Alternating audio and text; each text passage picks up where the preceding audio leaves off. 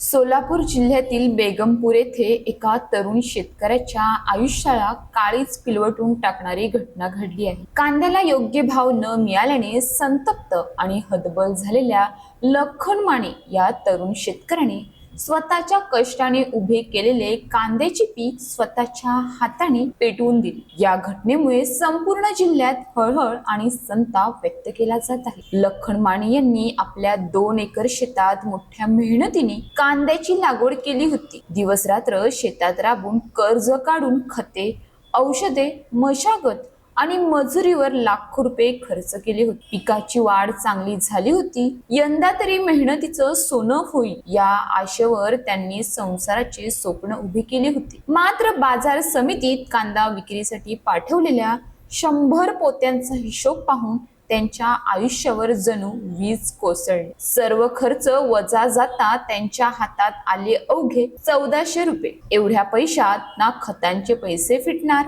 ना औषधाचे, ना वाहतुकीचा खर्च निघणार। आयुष्यभर राबूनही शेतकऱ्याच्या घामाला किंमत नाही, हीच जणू या व्यवस्थेची क्रूर शोकांतिका बनली आहे। दिवस रात्र राबलो, उन्हाताणात घाम गाळला, पण शेवटी हातात काय आलं? फक्त निराशा।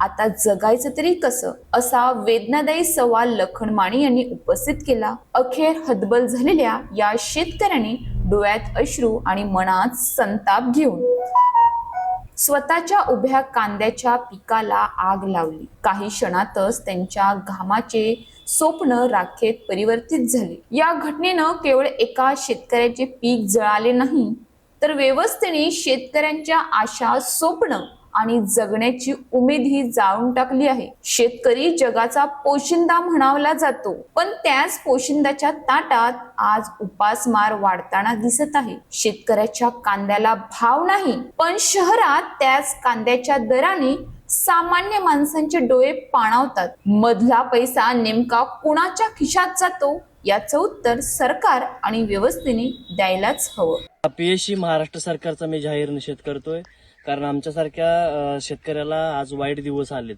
2 एकराचा कांदा आहे, कवडीमोल दर मिळतोय, अक्षरशः कांदा पेटवून देण्याची वेळ आली।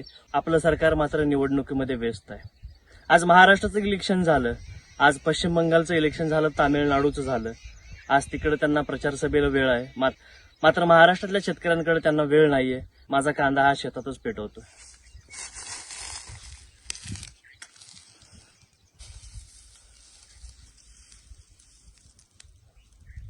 कारण या जळणाऱ्या या अग्नीच्या साक्षीनं सांगतोय, तर अपयशी सरकार म्हणावं लागेल।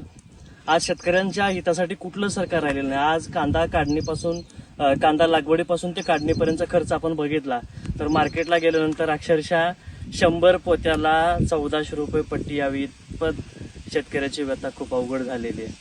आज मार्केट सुद्धा येताना पदर पैसे द्यावं लागतात। आज कोल्हापूर सारख्या मार्केटला जर कांदा नेला तर गाडी भाडं आपल्याला स्वतःला द्यावं लागतं, इथपर्यंत परिस्थिती वाईट झालेली आहे। त्यामुळं कांदा लागवडीचा हंगाम योग्य आहे, मात्र गेल्या 2 वर्षापासून कांदा उत्पादक शेतकरी हवालदिल झालेला आहे, कारण याला जबाबदार फक्त केंद्र सरकार आणि राज्य सरकार आहे। 100 पोत्याला 1400 रुपयाची पट्टी आली आहे, त्यामुळं कांदा पेटवून द्यायची वेळ आली आहे, कारण इथं पिकवणाऱ्याला, कष्ट करणाऱ्याला किंमत नाहीये। अशाच ताज्या बातम्यांसाठी आमच्या न्यूज पोलीस रिपोर्टर चॅनलला लगेच सबस्क्राईब करा आणि बेल आयकॉन दाबायला विसरू नका।